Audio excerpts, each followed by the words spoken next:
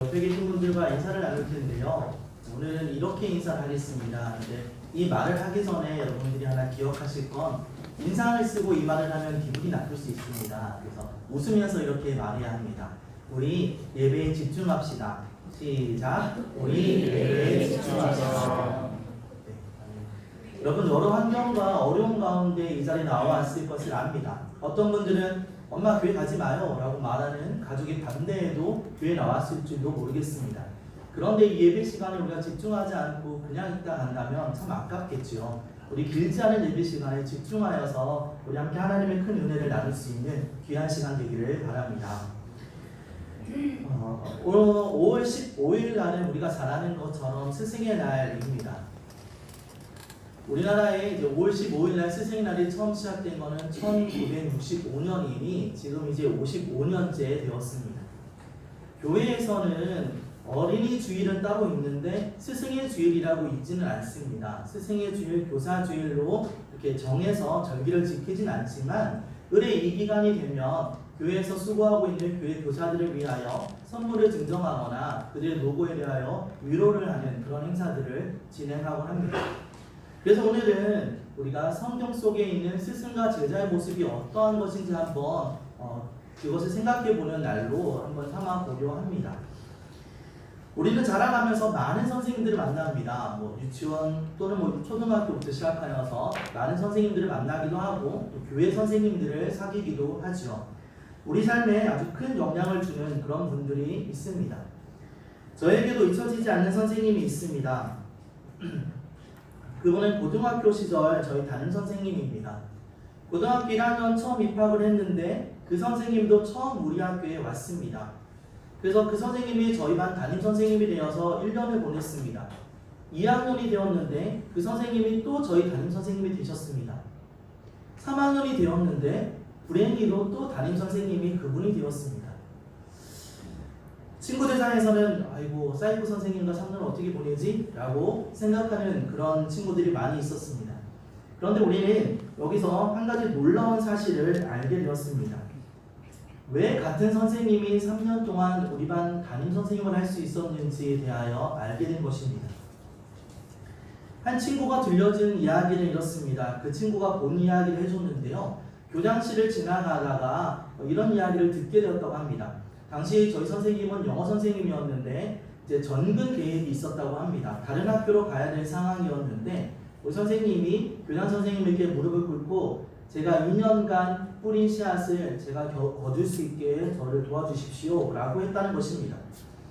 저는 학교라는 시스템을 잘 모릅니다. 이게 정말로 가능한 일인지 이것이 정말 다 진실인지는 모르겠습니다만 그 이야기를 듣고 나서 중학교 1학년 때 포기했던 영어 공부를 고등학교 3학년에 다시 시작했습니다. 무슨 말인지 잘 몰라도 아는 단어 하나 나오면 전후 상황들을 잘 살펴서 상상하고 추론해서 풀어가기 시작합니다. 어떻게든 열심히 해보려고 노력했습니다. 왜냐하면 그 선생님께 감사했기 때문입니다. 이처럼 우리를 가르쳐주는 선생님들이 고마운 선생님들이 있습니다. 이 선생이라는 단어를 한자로 찾아보면 저렇게 되어 있는데 먼저 선에 날생을 씁니다. 뜻을 해석하면 먼저 태어난 사람이라는 뜻이지만 먼저 태어나서 삶의 지식과 경험을 가르쳐주는 사람을 선생이라고 표현합니다. 지금도 그렇지만 옛날에는 경험 중심으로 교육했던 시대이기에 나이가 들면서 많은 경험을 한 사람들이 당연히 선생이 되어서 아이들을 또 자녀들을 가르치는 일들을 감당했습니다. 우리나라뿐 아니라 전 세계적으로 그러했습니다. 영어 단어 중에 장로라는 단어는 엘더라고 씁니다. 이 엘더라는 단어의 뜻도 보면 나이가 많은 사람이라는 단어가 뜻이 포함되어 있습니다. 나이가 많아 많은 경험을 한 사람들이 자녀들을 다음 세대를 가르쳐 왔던 것이죠. 물론 나이가 많아서만 교사를 할 수 있는 건 선생을 할 수 있는 것은 아닙니다. 나이를 떠나서 선생이 될 수도 있죠. 이스라엘에서 선생을 랍비 또는 라보니라고 부릅니다. 그런데 성경을 보면 예수님께 사람들이 랍비여, 라보니여 라고 부르는 장면들이 등장을 합니다. 성경에 보면 총 14번이나 사람들이 예수님을 랍비 또는 라본이라 부르는 것을 우리가 알 수 있죠. 비록 예수님의 나이는 젊었으나 예수님이 가지고 있는 성경에 대한 탁월함은 많은 사람들에게 이것이 어떤 뜻인가요? 라고 질문하게 만들었고 예수님은 그에 대하여 답변해 주셨던 사건들이 성경에 기록되어 있습니다. 오늘 성경 말씀을 계속 나누기 전에 이쯤 우리가 한번 생각해 볼 것이 있습니다. 짚고 넘어가야 될 것이 있습니다. 어떤 사람들은 나는 교사요 또는 구역장이어서 오늘 말씀을 잘 들어야겠다라고 생각할 수도 있고, 어떤 사람은 나는 배우는 사람이니까 뭐 별로 중요하게 여기지 않아도 되겠다라고 생각할지도 모릅니다. 어떤 사람에게는 오늘 말씀이 아주 중요하거나 또 어떤 사람에게는 소홀히 여길 수 있는 그런 말씀이 될지도 모른다는 겁니다. 그런데 배우는 사람, 가르치는 사람은 따로 있는 것이 아닙니다.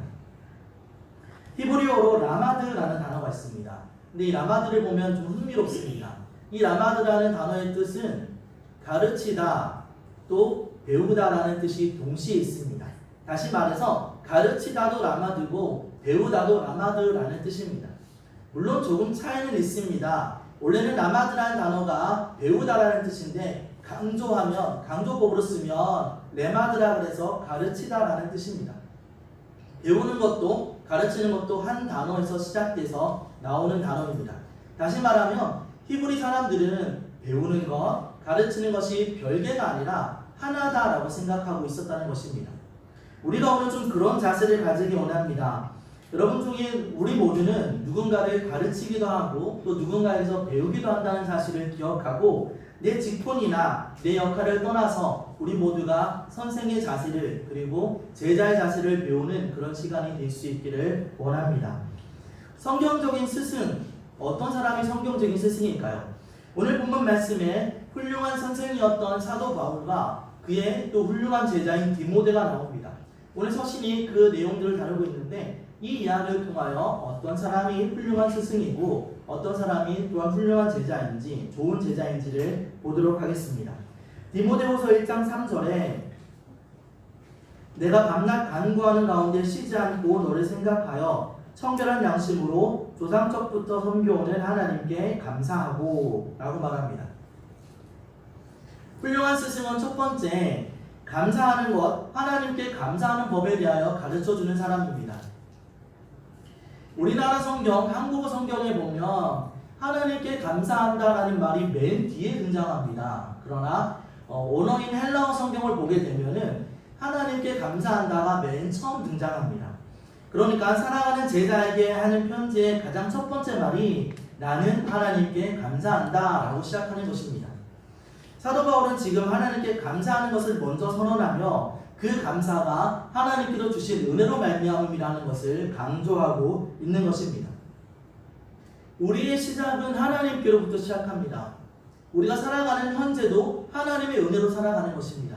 그리고 우리의 결국도 하나님께로 돌아가는 것입니다. 성경적으로 좋은 스승은 하나님에 대해 가르치며 그분께 감사하는 삶을 살도록 인도하는 사람이 좋은 선생님, 좋은 스승인 것입니다. 우리는 하나님께 감사에 대하여, 감사하는 것에 대하여 가르쳐야 합니다. 두 번째로 좋은 선생에 대해서 얘기하면서 사도 바울은 정결한 양심을 가진 사람이다 라고 말하고 있습니다.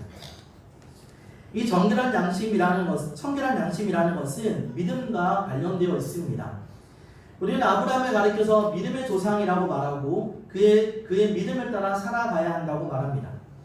아브라함은 믿음으로 구원을 받았습니다. 그런데 아브라함의 삶을 보면 믿는 것으로 구원받은 것으로 끝나는 것이 아니라 그의 삶은 순종함으로 믿음의 열매를 맺어가는 삶을 살아가고 있다는 것을 우리가 알 수 있습니다. 아브라함의 믿음을 무엇으로 알 수 있느냐? 그가 하나님의 말씀을 순종하는 것으로 우리가 믿음을 확인할 수 있는 것입니다. 아브라함과 같이 믿음의 조상이라고 말하는 아브라함과 같이 믿음으로 살아가기 원하는 우리도 마찬가지로 믿음의 삶을 살아가야 합니다. 순종함으로 그 믿음을 드러내는 사람이 되어야 합니다. 하나님의 자녀는 반드시 믿음을 드러내는 자입니다. 이것이 옳은 것이고 이것이 정상적인 것입니다. 바울은 오늘 이 본문 말씀에서 이것을 청결한 양심이다 라고 말합니다. 그리스도의 양심은 일반 세상 사람들과 양심이 다릅니다. 무엇이 다르냐면 그리스도인들의 양심은 하나님의 말씀에 온전히 순종하고 있는가에 대한 자의식입니다. 우리의 양심은 도덕적으로 우리가 쓰레기를 하나 버렸다라는 것에 관련된 이야기가 아니라 하나님 말씀대로 살아가고 있는가에 대한 양심이라는 것입니다. 이것이 그리스도의 양심입니다. 오늘 바울이 말하는 청결한 양심은 하나님 앞에 바르게 살아가려는 삶을 살고 있는가에 대한 이야기라는 것입니다. 구원받아서 천국에 가는 것에 이 양심이 결정적인 역할을 하느냐? 그러진 않습니다. 구원은 믿음으로 받는 것입니다. 그러나 구원받은 사람이 이 땅에 살아가는데 청결한 양심을 떼어낼 수 없는 중요한 역할을 하고 있는 것입니다. 하나님의 사람인 것을 우리가 어떻게 증명하느냐? 하나님 말씀을 따라 살아가는 청결한 양심으로 증명하는 것입니다. 이것은 우리에게 있어서 아주 중요한 일입니다. 좋은 스승은 어떤 사람이냐? 청결한 양심을 가졌으며 하나님 말씀대로 순종하며 살아가는 사람이 좋은 스승이라는 것을 기억해야 합니다. 세 번째로 좋은 스승은 어떤 사람이냐면 자신의 학생을 사랑하며 기도하는 사람입니다. 오늘 말씀을 보면 나의 밤낮 간구하는 가운데 쉬지 않고 너를 생각한다 라고 본문 말씀에 기록되어 있습니다. 사도 바울은 디모데를 위하여 밤낮 쉬지 않고 그를 생각하며 기도합니다. 물론 이 말이 정말로 24시간 내내 기도했다는 것을 의미하지 않을 것입니다. 마음에 품고 그를 늘 생각하며 기도해야 한다는 이야기일 것입니다. 이 끊임없는 사랑의 이 기도가 바울이 교육을 하는 핵심입니다. 마음에 품고 기도하고 또 기도해 주는 것, 그것이 바울이 디모데를 향하여 해주는 가장 좋은 가르침입니다. 바울은 디모데를 사랑함으로 이렇게 기도합니다. 그 근거가 4절에 나옵니다. 4절 앞부분에 보시면 내 눈물을 생각하여 너 보기 원함은 이라고 말하고 있습니다. 우리가 가진 성경에는 너 보기 원한다 라고 말하지만 이거는 바울의 마음을 표현하기엔 조금 부족함이 있습니다. 이 부분을 현대인의 성경에서는 이렇게 번역하고 있습니다. 다시 만나기를 간절히 바란다 라고 말합니다. 바울은 디모데를 사랑합니다. 그리고 그 사랑이 커 그를 만나기를 너무너무 간절히 소원하고 있습니다. 바울이 디모데를 사랑한다라는 것은 참으로 중요한 부분입니다. 여러분, 왜 선생이, 스승이 제자를 사랑하는 것이 중요할까요? 한 가지 이야기를 통하여 예를 들어보려 합니다. 이런 일이 있었다고 합니다. 동네의 한 아이가 말썽을 너무 심하게 부리고 나쁜 짓을 많이 하는 그런 지독한 아이가 있었다고 합니다. 하도 말을 안 듣고 말썽을 피워서 하루는 어머니가 참지 못해 회초리를 가지고 그 아이의 종아리를 때렸습니다. 심하게 때렸다고 합니다. 그런데도 이 아이가 얼마나 독한지 잘못했다고 말하지 않습니다. 그렇게 계속 맞았던 거죠. 그렇게 매질이 끝나고 나서 그 아이가 이제 밤이 되어 잠자리에 듭니다. 다리가 아프니 바로 눕지 못하고 엎드려서 잠을 자고 있습니다. 조용히 문이 열리고 어머니가 들어와 안쓰럽게 그 상처를 보며 어루만지다가 눈물을 흘리기 시작합니다. 그랬더니 그 아이가, 자는 줄 알았던 아이가 벌떡 일어나서 어머니 제가 잘못했습니다. 다시는 안 그릴게요 하면서 울더랍니다. 이 강팍했던 아이의 마음을 녹인 것은 무서운 매가 아니라 따뜻한 사랑의 눈물이었던 것입니다. 사랑에는 힘이 있습니다. 마치 그리스도의 사랑이 우리를 변화시킨 것처럼 말입니다. 그리스도인 교사는 자식을 가르치는, 또 아이들을 가르치는 그것이 매가 아니라 사랑으로 가르치는 사람이 되어야 합니다. 이것이 지금 바울이 사랑으로 디모데를 위하여 날마다 기도하는 그의 마음입니다. 성경에서 우리에게 가르쳐주는 가장 최고의 교사, 선생님은 바로 예수님입니다. 그런데 예수님이 가르쳐주는 방식은 조금 다릅니다. 요즘은 많이 이렇게 합니다만은 얼마 전까지만 해도 주입식 교육이 많았죠. 1 더하기 1은 2 이렇게 하면서 외워, 공부해 이런 방법이 많았습니다. 그러나 예수님께서는 그렇게 가르치지 않았죠. 선생님들처럼 이거 시험에 나오니까 꼭 기억해, 외워 이렇게 말하는 사람이 아니라 예수님이 가르치는 방법은 많은 예를 통해 깨닫게 하셨고 행동으로 직접 보여주셨고 같이 함께 많은 일을 경험하며 기쁨도 슬픔도 즐거움도 눈물도 함께 나누는 방식이었습니다. 예수님께서 제자들을 모집할 때도 그렇습니다. 나를 따라오면 놀라운 이적을 경험할 거야. 내가 하나님이야. 이런 식으로 말하지 않습니다. 하나님께서는 자랑하거나 목표 지향적으로 제자들을 불러들인 것이 아니라 무엇을 배울지 어떻게 가르칠지 이런 이야기 하신 것이 아니라 나를 따라오너라 라고 말씀하셨을 뿐입니다. 그리고 나서 3년 동안 같이 먹고 같이 자고 같이 울고 같이 웃으며 행동으로 가르쳐 주시고 삶으로 깨닫게 하셨습니다. 이것이 예수님의 가르침이었습니다. 저희 은사이신 칙례신학대학교 기독교 교육학과장이었던 노은석 교수님이 쓴 책이 있습니다. 통전적 기독교 교육이라는 책인데 이 책에 보면 그분이 이렇게 주장합니다. 기독교 교육은 삶이기에 가정과 교회와 학교가 서로 통전적으로 연합된 교육을 해야 한다라고 말합니다. 가정이, 교회가, 학교가 서로 함께 연합되어 교육하는 것이 기독교 교육이다라고 말하는 것입니다. 다시 말하면 교회에서 가르침 받은 배운 것을 가정에서 반복하고 점검해야 되며 교회에서 가르침 받은 이것이 가정에서 점검되었다면 학교에서 실천되어야 된다는 것입니다. 이 트라이앵글이, 이 삼각형의 구도가 이루어져야 합니다. 왜냐하면 기독교 교육은 학습이 아니라 삶이기 때문이다라고 말하는 것입니다.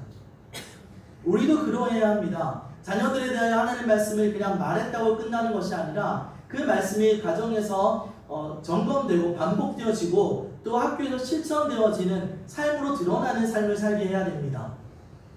우리 아이들은 6일 동안 세상의 학문을 배웁니다. 세상 가운데 있습니다. 그리고 꼴랑 일주일에 한 번, 그것도 1시간 정도 교회에 나와서 하나님의 말씀을 배우는 것으로 우리 역할을 다했다고 그들이 하나님의 사람으로 바르게 자랄 거라고 말하는 것은 교만함입니다. 우리는 분명하게 반드시 삶으로 그 아이들을 가르치고 삶에 연결될 수 있도록 노력하는 삶을 살아야 합니다. 그것이 좋은 교사일 것입니다. 좋은 교사, 좋은 선생은 하나님의 은혜에 감사하고 청결한 양심으로 하나님 말씀에 순종하는 삶을 살고 또 사랑의 마음으로 아이들을 위해 항상 기도하고 삶으로 가르치는 사람입니다. 그렇다면 좋은 제자는 어떤 사람일까요? 오늘 본문 말씀 중에 4절 말씀을 보면 이렇게 말합니다. 내 눈물을 생각하여 너 목이 원함은 내 기쁨이 가득하게 하려 함이니 이렇게 말합니다. 디모데가 어떤 제자였는지에 대하여 성경에 구체적으로 말하진 않습니다. 그러나 우리가 볼 수 있는 힌트가 있습니다. 지금 바울과 디모데가 헤어질 때 디모데가 눈물 흘렸다, 울었다라고 말합니다. 그것은 아마도 바울을 존경하고 진심으로 사랑했던 디모데의 감정이 표현된 것으로 우리가 생각할 수 있습니다. 디모데는 바울을 존경합니다. 그리고 사랑합니다. 이 존경과 사랑하는 것은 순종으로 표현되어야 하는 것입니다. 존경합니다, 사랑합니다 라고 말하지만 그의 가르침을 따르지 않는 것이 존경이라고 사랑이라고 말할 수 있을까요? 우리가 누군가를 존경합니다, 사랑합니다 말하는 것은 순종에 이르러야 한다는 것입니다. 제가 전도사 시절에 섬겼던 교회에 있었던 일입니다. 유치부 아이들을 가르쳤는데요. 이 유치부 아이들에게 사랑에 대해서 이렇게 말했습니다. 얘들아, 사랑이라는 것은 내가 소중하게 여기는 것을 그 사람에게 나눠줄 수 있는 마음이야. 이렇게 설명을 했습니다. 예배 시간이 다 끝나고 나서 한 5살 된 아이가 저를 찾아옵니다. 그리고 자신의 손에서 간식을 이렇게 저에게 줍니다. 전도사님 사랑해요. 이렇게 말합니다. 하나님 말씀을 듣고 그 말씀을 실천하는 이 아이가 얼마나 예쁘게 보이는지요. 얼마나 사랑스럽게 보였든지요. 오늘 성경 말씀에도 4절에 바울이 이렇게 얘기하죠. 기쁨이다. 너를 보는 것이 기쁨이다. 내게 기쁨이 가득하게 하려 합니다. 라고 말합니다. 하나님 말씀에 순종하는 제자를 둔 그 교사는 참으로 기쁨이 가득할 것입니다. 좋은 제자는 그 스승의 말에 순종하는 자, 그 가르침에 따르는 자입니다. 둘째로 좋은 학생은 거짓 없는 믿음을 가진 자라고 말합니다. 5절 말씀에 이는 네 속에 거짓이 없는 믿음이 있음을 생각함이라 라고 말합니다. 여기서 거짓이 없다는 것은 가식적이지 않다는 의미를 가지고 있습니다. 좋은 학생은 믿음을 포장하지 않습니다. 믿음을 숨기려 하는 자, 믿음을 좋게 보이려고 하는 자가 아닙니다. 우리는 때로 살아가면서 우리 믿음을 포장하고 싶을 때가 있습니다. 속사람은 변하지 않았는데 겉사람은 괜찮은 척, 거룩한 척 보이려고 할 때가 있습니다. 여전히 세상적인 욕심이 가득 차 있으면서도 주일날 교회에 빠지지 않고 교회에 나오는 것으로 스스로를 위로합니다. 그래도 난 믿음 괜찮아, 교회 오고 있잖아 라고 말하려 합니다. 사실 겉으로 보이는 신앙생활에 집중한 사람, 내면의 신앙의 근본에 관심이 없고 겉으로 드러나는 것에 관심이 있는 사람은 물법적인 사람으로 변하기 쉽습니다. 우리의 속은 죄로 가득 차 있는데 겉에는 희거나 예쁜 색들로 칠하여서 회칠한 무덤이라고 성경이 말하는 것처럼 겉으로 볼 땐 멀쩡하지만 속은 썩어가는 그런 시체가 있는 것 같은 그런 삶을 살아가는 사람이 될 수 있다는 것입니다. 우리는 기억해야 됩니다. 교회 생활에 익숙해진다는 것이 신앙이 성숙한다는 것을 의미하는 것은 아닙니다. 익숙과 성숙은 다르다는 것을 기억해야 합니다. 오히려 우리는 이렇게 고백해야 됩니다. 선생님 잘 모르겠습니다. 알려주세요. 선생님 제가 힘들어요. 기도해 주세요. 선생님 도와주세요. 이렇게 고백하는 제자가 되어야 됩니다. 하나님은 우리가 우리의 연약함을 드러내고 우리 있는 모습 그대로를 고백할 때, 우리를 겸손히 숙일 때 우리를 기뻐하시고 우리의 연약함을 이길 수 있는 힘을 주실 것입니다. 하나님께 진실된 믿음으로 나아가는 제자, 그런 제자가 좋은 제자라는 것을 기억하시기를 바랍니다. 마지막으로 좋은 학생에 대해서 본받는 사람이라고 말합니다. 디모데에게는 진실된 믿음을 가진 할머니와 어머니가 있었습니다. 그리고 그들로 인하여 디모데는 신앙이 무엇인지 배울 수 있게 됩니다. 외조모 로이스와 어머니 유니게 속에 있던 것이 너에게도 있다라고 바울이 이야기하고 있죠. 우리에게는 어떻게 기도해야 되는지, 어떻게 살아가는 것인지, 어떻게 섬기는 것인지를 가르쳐 줄 수 있는 믿음의 모델들이 필요합니다. 그리고 그 모델에게서 우리는 배워야 합니다. 여러분들은 그런 분이 계실까요? 교회 내에서 저분처럼 기도해야겠다, 저 장로님, 저 권사님처럼 신앙생활 해야겠다, 저 집사님처럼 내가 교회를 섬겨야겠다 하시는 분이 있습니까? 교회는 그런 분이 있어야 합니다. 그리고 혹시라도 없다면 하나님 제게 그런 좋은 본을 보여주십시오.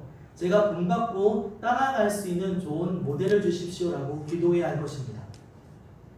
우리는 그런 모델을 보고 배워야 합니다. 하지만 거기서 끝나는 것이 아니라 우리는 배우는 자뿐 아니라 또한 가르치는 자이기에 우리가 좋은 본이 되어야 합니다. 우리를 통하여 많은 사람들이 저렇게 예수님 믿는 거구나 라고 깨달아야 합니다. 우리의 가정이 예수님 믿는 가정은 저런 거구나 라는 모델이 되어야 합니다. 우리가 그런 사람들 되기를 원합니다. 결국 우리가 깨닫는 것은 좋은 선생과 좋은 제자는 다른 것이 아니라는 것입니다. 우리가 잘 가르치기 위해 잘 배워야 하고 또 잘 배우기 위하여 또 가르치는 입장에 있어야 합니다. 우리는 좋은 선생이 되어서 하나님의 은혜에 감사할 줄 알게 가르치고 깨끗한 정결한 양심을 가지고 하나님 말씀대로 살아야 하며 무엇보다 사랑으로 우리 아이들을 가르치고 기도해야 합니다. 또 좋은 제자가 되어 스승을 진심으로 존경하며 사랑해야 하고 가식없는 진실된 믿음으로 하나님 앞에 나아가야 하고 또 좋은 믿음의 모델을 보며 열심히 배워야 합니다. 이것이 우리가 가져야 될 모습입니다. 아까는 제가 세상적으로 잊지 못하는 학교 선생님을 얘기했다면 이번에는 제가 잊지 못하는 교회 선생님을 한 분 소개하려 합니다.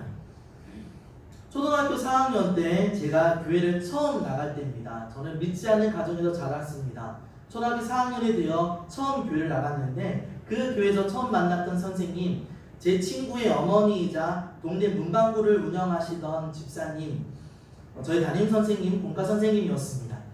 당시 저는 참 꼬질꼬질한 아이였습니다. 물론 지금도 그렇게 깨끗하다고 생각하진 않지만 동네에서 이렇게 동네를 사고치고 다니는 말썽꾸러기, 맨날 운동장에 놀고 있는 그런 아이였습니다. 여름 성경학교를 했는데 그때 세족식을 하면서 그 꼬질꼬질한 저의 발을 깨끗하게 씻어주시고 저를 안고 눈물로 기도해 주셨던 선생님이었습니다. 제가 그 교회를 떠나고 5년이 지났는데도 저를 찾아오셔서 저에게 예쁘게 포장된 그 성경책을 선물해 주시면서 네가 꼭 하나님을 잘 믿었으면 좋겠다고 그렇게 말씀해 주셨던 선생님입니다.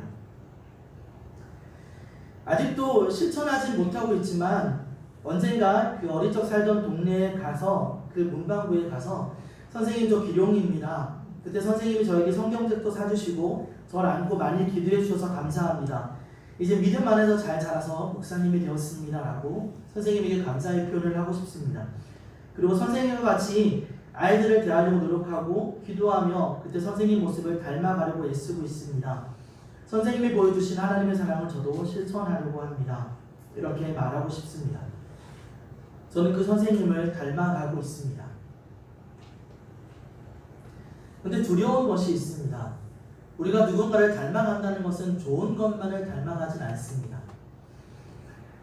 저에게는 없던 버릇이 하나 있었는데 그 버릇이 생기게 된 계기가 있습니다. 초등학교 6학년쯤에 TV를 보고 있었는데요. 사랑의 스튜디오라고 남녀가 나와서 서로의 짝을 찾는 그런 방송이 있었습니다. 그것을 보고 있었는데 한 출연한 남자가 너무 느끼한 멘트와 하고 이렇게 느끼한 행동을 합니다. 다리를 꼬우고 되게 느끼한 표정을 지으며 말을 합니다. 어린 나이도 보면서 저건 아닌 것 같다. 나는 저렇게 느끼하게 하지 말아야지. 저 사람처럼 하지 말아야지 라고 생각했습니다.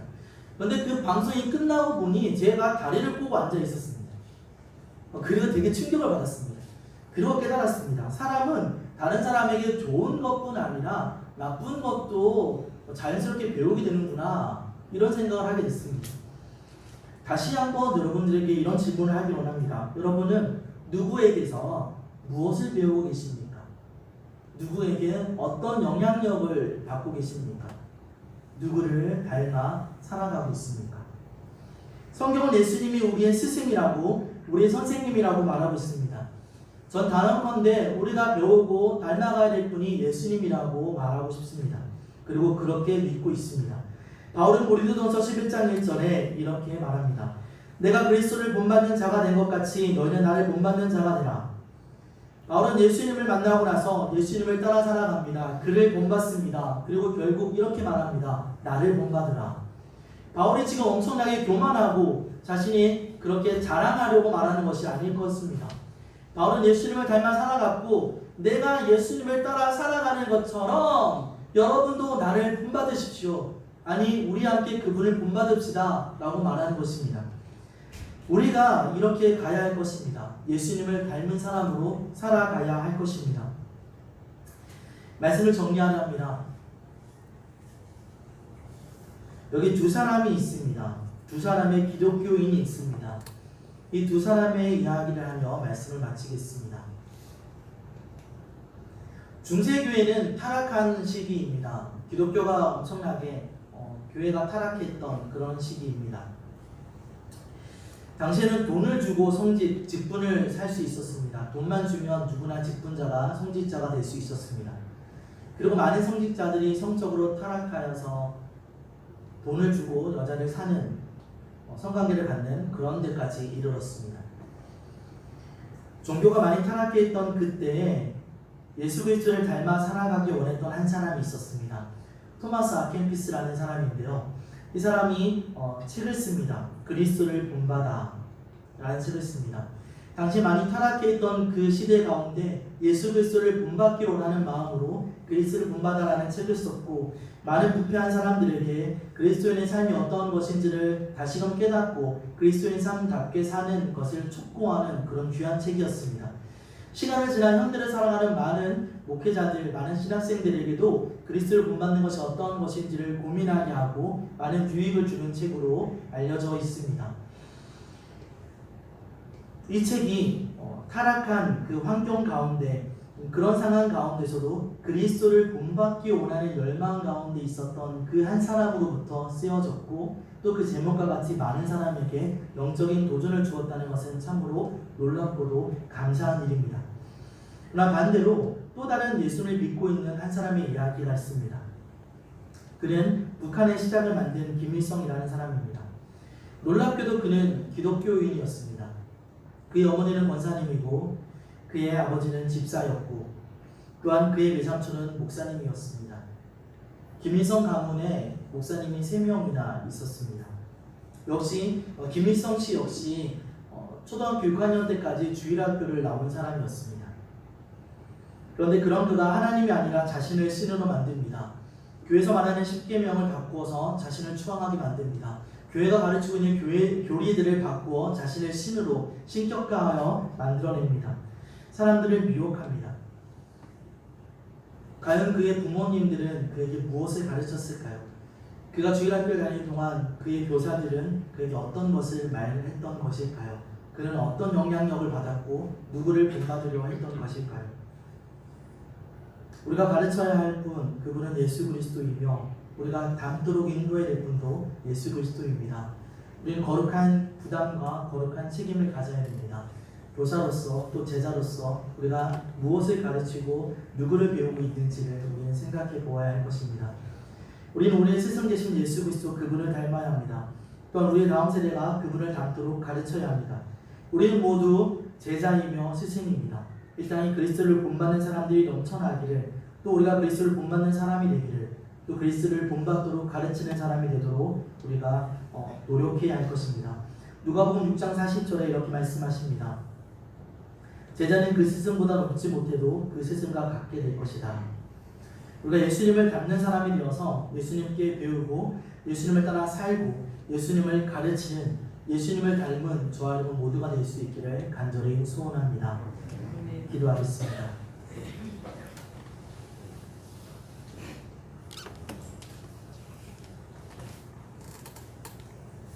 하나님, 우리가 예수님을 대하여 가르쳐주는 사람이 되기를 원합니다. 그리고 예수님을 따라 살아가는 사람이 되기를 원합니다. 더불어 그 예수님을 본받는 사람이 되기를 원합니다. 우리는 제자이고 또한 우리는 스승입니다. 하나님, 우리가 경각심을 가지고 내가 누구를 본받고 누구에게 배우며 또 누구를 가르치고 누구에게로 인도하고 있는지 우리를 늘 돌아보아 우리가 바르게 살아갈 수 있도록, 그리스도인의 삶을 살아갈 수 있도록 인도하여 주시옵소서. 내게 그 누구보다 뛰어나며 그 무엇보다 소중한 가장 훌륭한 교사이신 예수님을 생각하고 그 예수님을 닮아 살아가는 우리 모두가 되기를 간절히 소원합니다. 하나님, 우리를 그렇게 인도하여 주시옵소서. 감사드리며 거룩하신 예수님의 이름으로 기도드렸습니다.